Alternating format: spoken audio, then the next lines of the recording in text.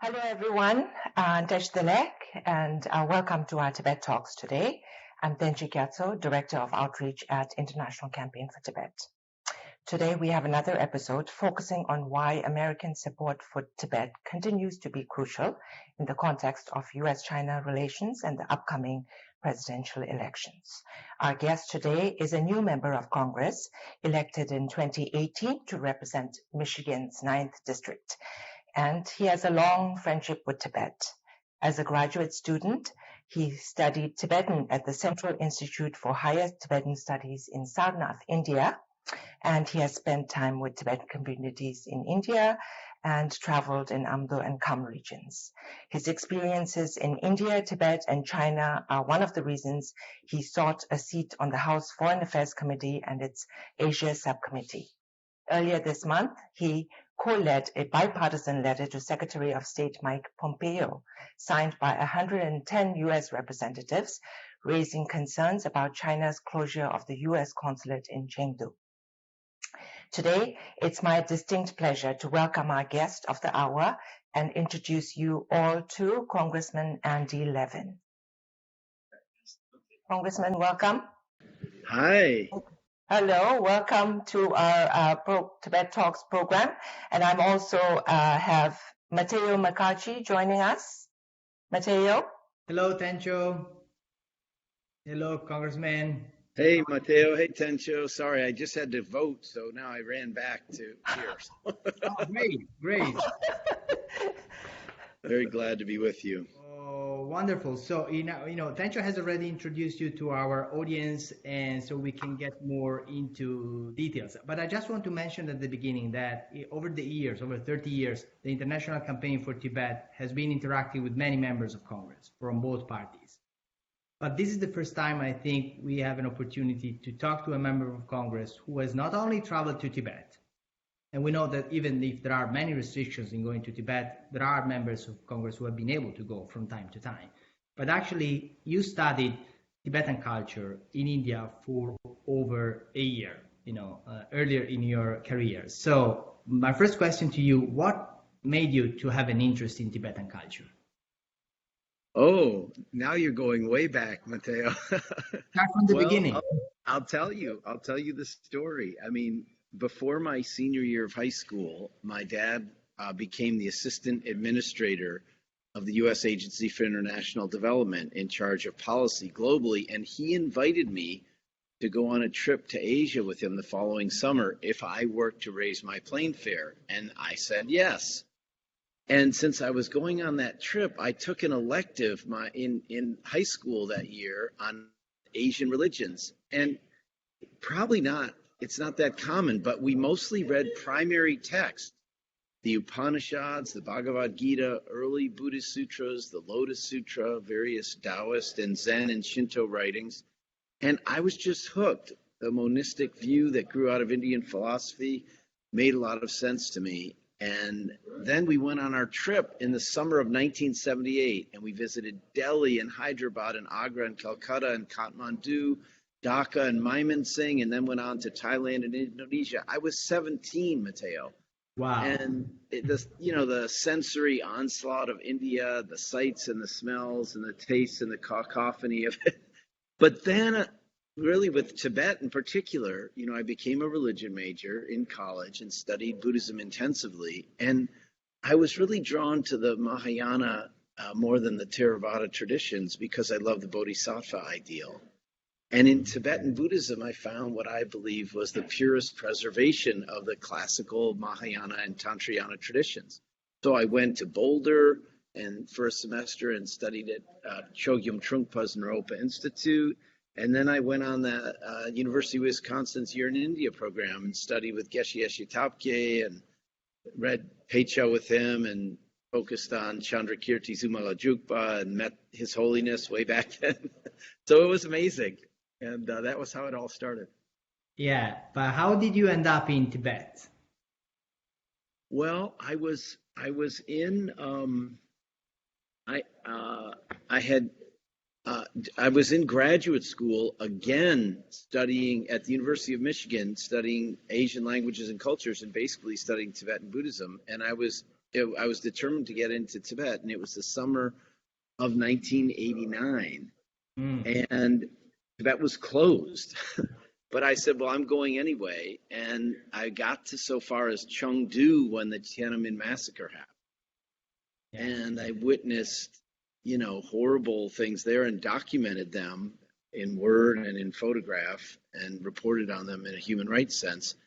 But then there was no chance I was going to go into the, Tibet Autonomous Region. So what the Chinese call Tibet.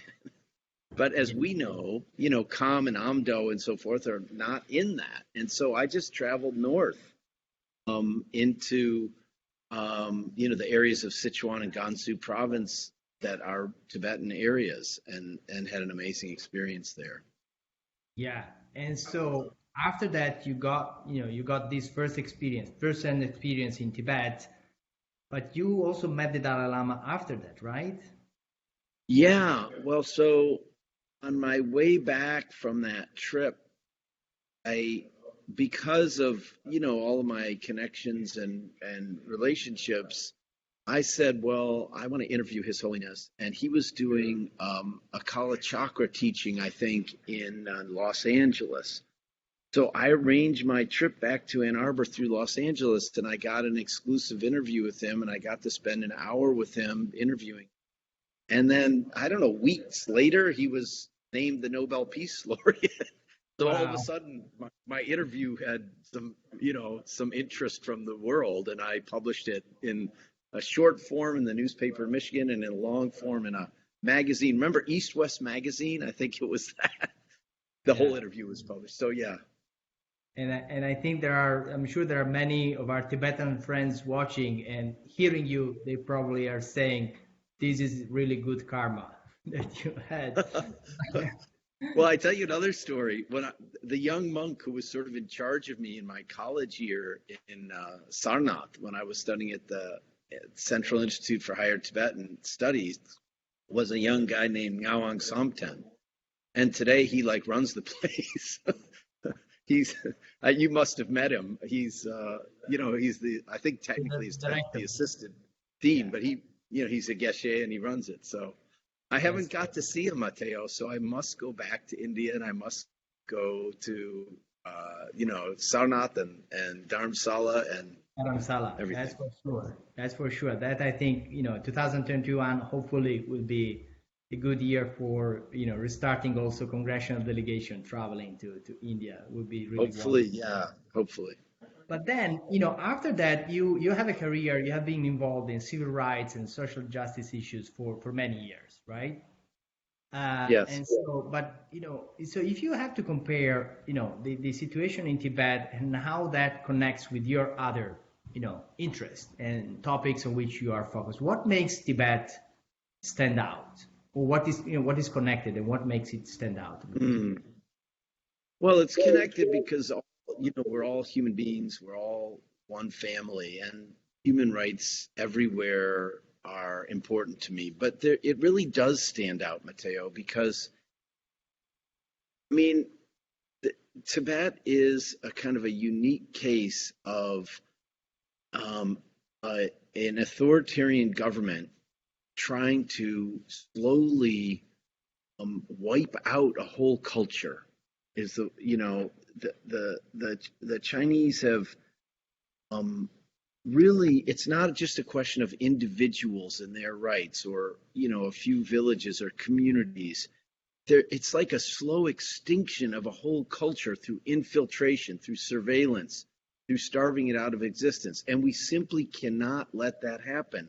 I'm sure a lot of the people on your broadcast are like me. We fell in love with the whole civilization of Tibet, religion, language, traditional medicine, dance, music, cuisine. So it really stands out as a kind of a slow-moving genocide that we must stop. And I feel really strongly about it. Yes. And I remember last year in December, you came to our reception that we organized on December 10th. It was the occasion of the 30th anniversary of the Nobel Peace Prize to His Holiness the Dalai Lama.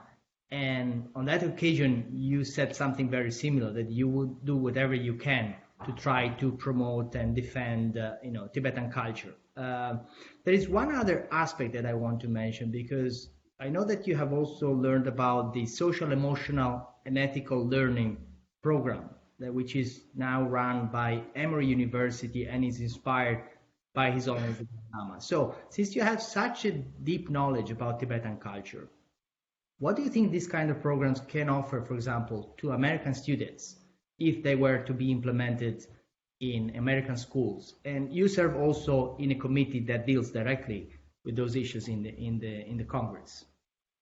Right. I mean, you're right, Matteo. It sort of marries my two interests and my two assignments, really. I'm on the Foreign Affairs Committee and the Asia Subcommittee of that, on the one hand, and I'm the Vice Chair of the House Education and Labor Committee, which, a big focus of us, of course, is K-12 education. And I think that C learning focuses on things like compassion for the self and others.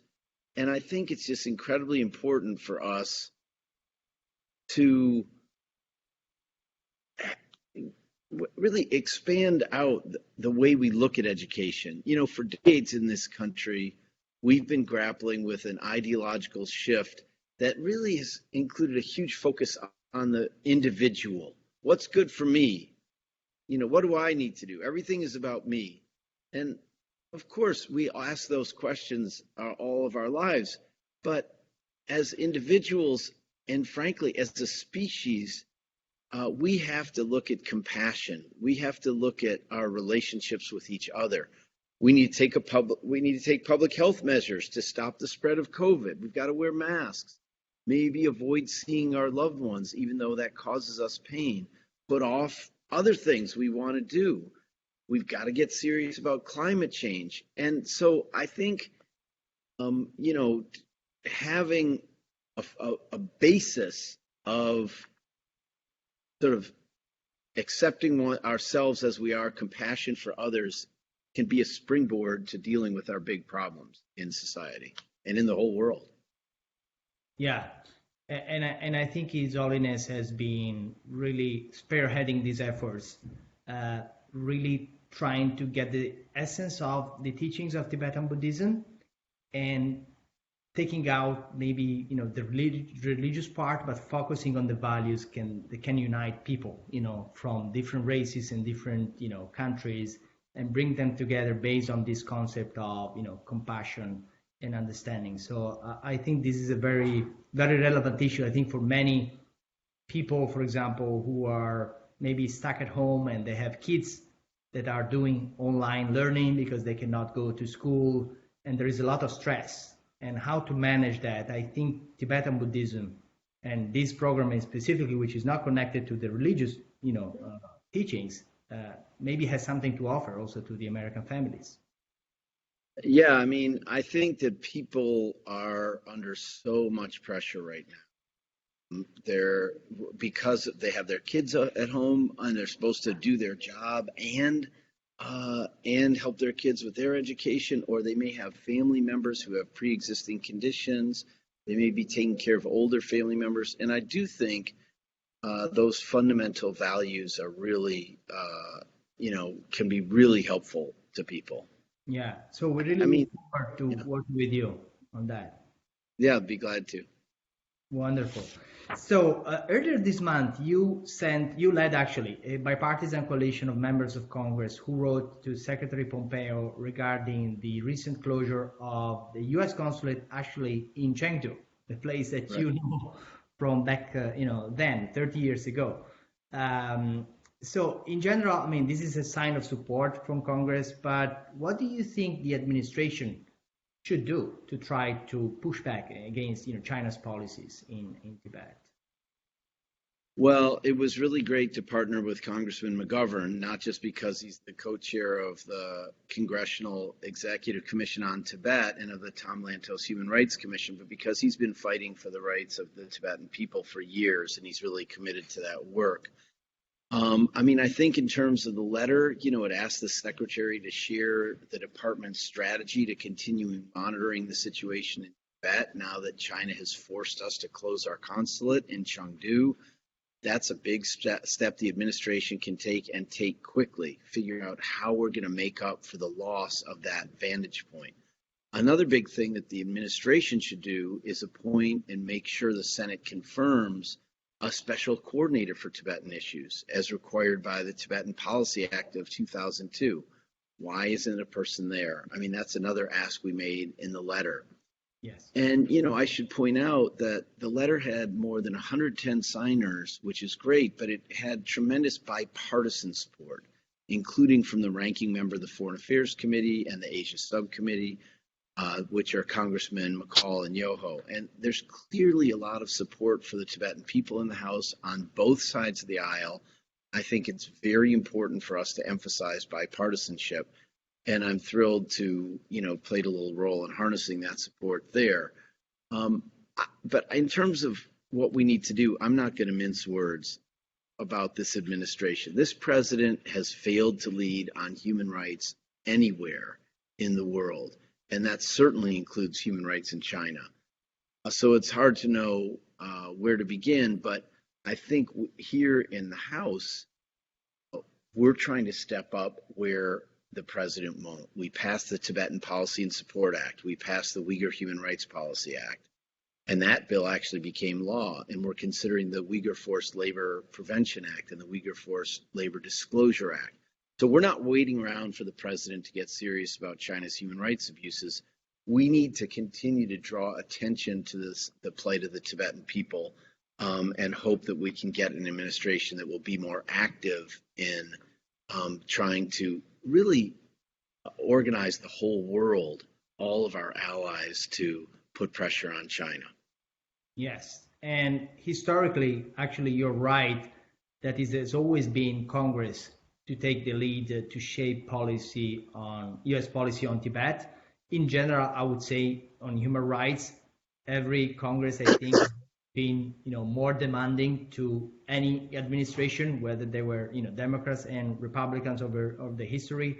And so it is great to see that there is a strong bipartisan participation in this effort, because I think that would make sure with the legislation that this policy will continue despite who's going to be the next president. I think if Congress can set those criteria and policies in place, it will be very helpful. And we are waiting to see. You mentioned that the Tibetan Policy and Support Act was passed by the House last January. You were one of the co-sponsors. It was passed overwhelmingly. We know that there is strong support in the Senate, but we don't know whether it will be passed by the end of this Congress. Is there any provision in the Tibetan Policy and Support Act, which, for our viewers, basically it's the legislation which updates and upgrades the content of the Tibetan Policy Act of 2002? Is there any provision there that you think it's important to point out, and why the Senate should pass this? Well, there's so much there. The idea that we haven't done anything since 2002, I think the very most important part of it is to show that we're continuing to focus on this. The Chinese government's goal, I think, is to say this is an internal matter. Nobody else pay attention. They try to bully the world into butting out. And I think the reason it's so important that for the Senate to act is not really so much about any one provision. It's to show really all of our allies and, of course, the Chinese, that we are going to continue to beat this drum, and we're not going to go away, and we're going to insist on the rights of the Tibetan people. And I'm hopeful we'll get it done. The Senate will get it done, but I'm really organizing for the 117th Congress, Mateo, the one that will come after this one.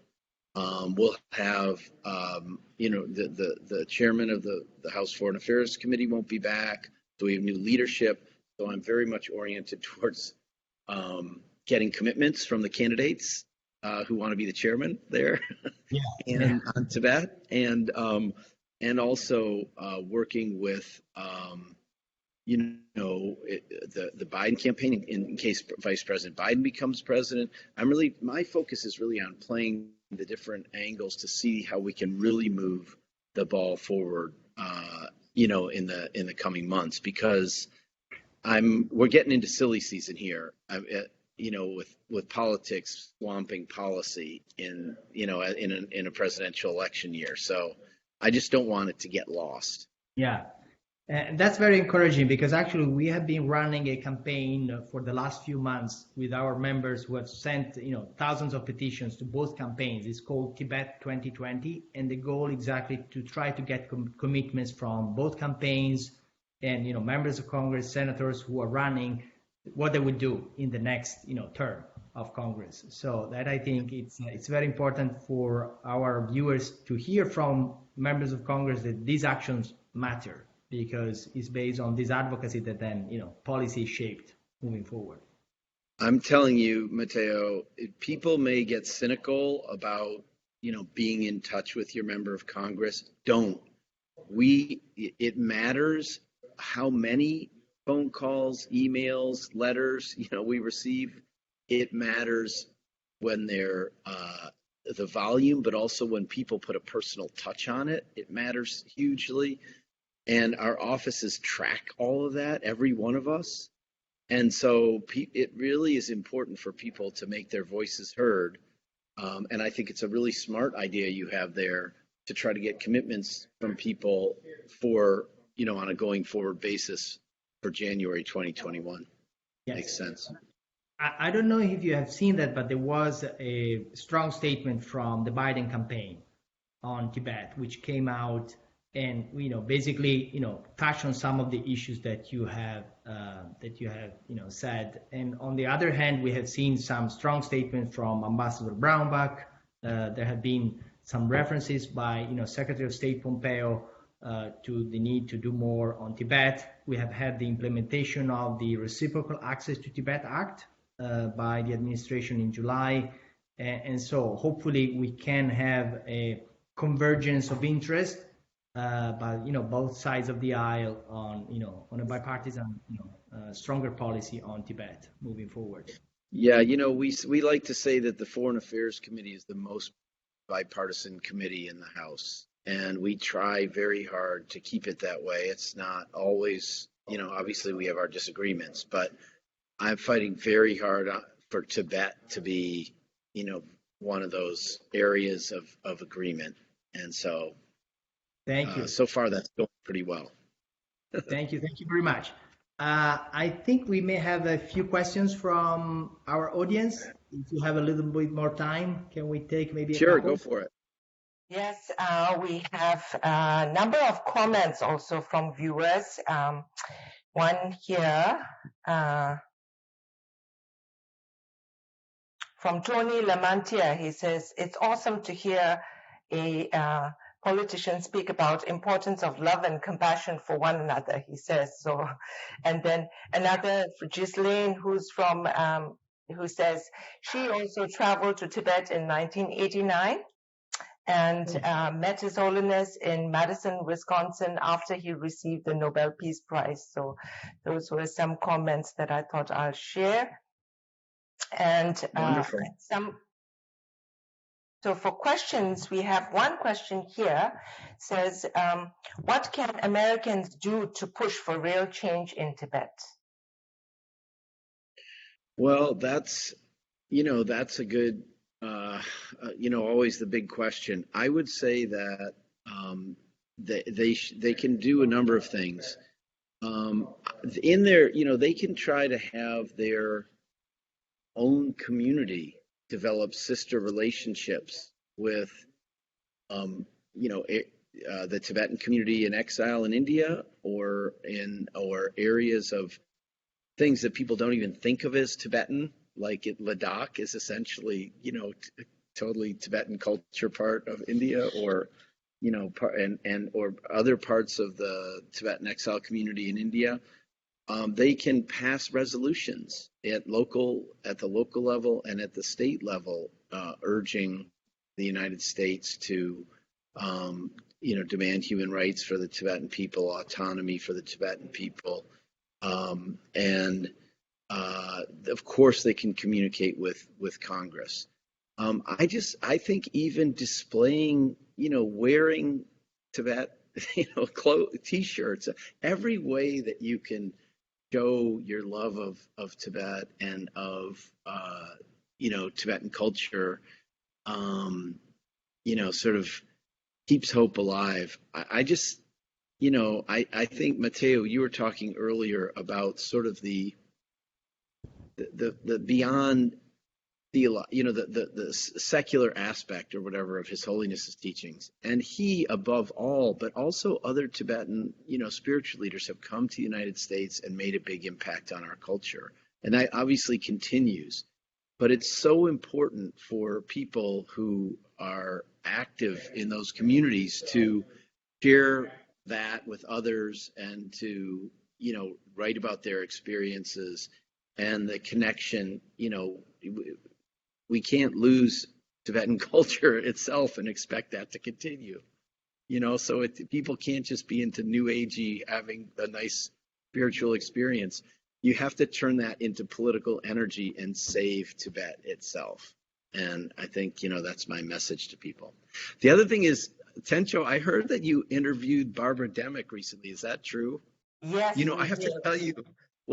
tell you, I just read her book called Eat the Buddha, because I thought, like, wow, that, the book, what she was writing about, Ngaba, which is a town in, Kham, near the Kham Amdo border, kind of, it's really right near the area I traveled in. So I read it and I thought she did a remarkable job, really, of telling the sort of sweeping story of what's happened over the last 70 years to the Tibetan people, and showing how Tibet is more than, what the Tibet Autonomous Region that the Chinese have created, and also putting a context around the very difficult question of self-immolation. And I really urge people to read that book. And I have to tell you, I decided to get a second copy, and I gave it to, put it in one of those gift bags, and I gave it to Nancy Pelosi on the floor of the House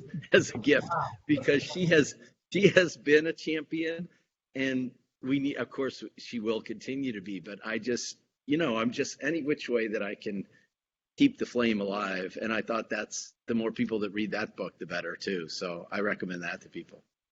Yes, thank you very much. Barbara Demick really did a wonderful job with the book, and she reaches a new audience for us because she reaches the younger generation. A lot of my son, I didn't know about Barbara Demick and I didn't know about her book, but my son, who's in college, he had read Barbara's other books. So that's the audience who we need to reach out and educate and share. And what you said also about displays of Tibetan culture, I think for our ICT members, also for our membership, displaying Tibetan prayer flags and Tibetan elements of Tibetan culture like that go a long way. So thank you for those comments. We have a couple of other, two comments here asking about, I'm not sure if you had been following about Chinese agent in the New York Police Department who was just caught. So here's two comments on that, asking you if you could comment on that. The police officer was caught spying this week. He was spying on the Tibetan community in New York, and the Justice Department had him arrested. So they're asking your thoughts on that. The Chinese consulate. I just read about it in the newspaper yesterday. So I don't know a lot about it, but I asked my staff I'm going to go and see if there's an intelligence briefing on this as a member of the Foreign Affairs Committee, to see what intelligence we have and whether this is part of something larger, because it was very troubling to me. And I want to understand maybe it's just an isolated incident. I'm not into conspiracy theories at all, so I'm into facts and, learning what the real deal is. But I was very troubled by it, and I aim to get to the bottom of it and see what's going on there and whether it's part of a larger effort. We know that China has significant efforts to sort of infiltrate American culture in order to advance whatever China's, the government thinks its interests are. And so I don't like some of what Secretary Pompeo just did. Yeah, also where he said like he's kicking out thousands of Chinese students. I don't know that that's a good idea. I don't think all these Chinese graduate students are foreign agents or something. I suspect that is a coming together of an anti-immigrant sentiment with kind of saber rattling about China. I would really rather have a real consistent tough policy with China and not this crazy jumping around back and forth with and also it's too personalistic. It's too much my relationship with Xi Jinping. I mean, we need to have a principled relationship with China that says we have to put human rights first. We have to talk about intellectual property. We have to talk about currency manipulation. We have to talk about these big things in a way, and we have to gather all of our allies together in doing it. So I'm going to look into that New York intelligence piece, but and see if it's part of a larger picture, especially as it concerns the Tibetan community in New York and elsewhere in our country. Yeah, there have been other episodes, similar but different of infiltration, through Chinese student associations or other fake Tibetan association being set up with support from Chinese consulate, over the last few years. But what came out, and which I think I want to mention from the indictment that the FBI, the Justice Department has published, is that this agent, he was asking to have a 10-year Chinese visa to be able to travel and go to Tibet. And apparently the consulate officer told him, no, you are Tibetan. You cannot get a 10-year visa. Maybe you should change your ethnicity. And so this is a story that Tibetan Americans have heard many, many times. When they apply, they go to the Chinese consulate and they try to go to Tibet. Because their name is Tibetan, they mostly, get turned down. And so that's why, 4 years ago, we started with the Reciprocal Access to Tibet Act, because we knew that China was using access to Tibet as leverage with the exiled community and try to divide the community. So this is very concerning because for Tibetans who are refugees, who are in exile, who have family there, they have a choice whether they speak their mind and maybe they participate in the the demonstrations, advocate on the Hill, etc., or keep their ties with their families. So this is really sad. What does it even mean to change your ethnicity? I mean, is that a real thing? Does it change your name to a Chinese name? Actually, we heard the story a couple of years ago. It was the opposite, but very telling. It was a Chinese couple who got married and they took a Tibetan name because they are Buddhist. So they changed their name to a Tibetan Buddhist name. So when they applied to the Chinese consulate, they were Chinese. Ethnicity was Chinese. They couldn't get the visa because the name was Tibet. So that wow. gives you the idea. No, it's funny, but it's really very troubling. I mean, I'll be honest with you, as a Jew, the first thing I think of when you say, that you have to change your ethnicity is 1492, and the Spanish Inquisition and all the, over many different incidents in history, Jews having to become Christian or Catholic, whatever, in order not to be murdered, or so over hundreds and hundreds of years. So yeah, that's very, very troubling. Yeah, so thank you for looking into that and the intelligence briefing, because I think it's not the story, this story is going to have legs because we think that there are probably other situations, pretty similar. Yeah. Yeah, it's really great to be with you. We have to go to our next vote, but I really enjoyed this. Thank you for inviting me. So good to see both of you. Thank you so much for joining us, Congressman. And we look forward to meeting more of you and hearing more from you. And thank you for your continued support. Thank you. You're so welcome. Tashidele. Thank you, everyone. And as we end our program today, I want to join you. Congressman also said it's very smart to get candidates to comment on issues before the elections. So please join our Tibet 2020 campaign to make sure Republican and Democratic presidential nominees agree on their support for Tibet. So to join, visit savetibet.org/Tibet-2020, and it's a few clicks. You can take part in it.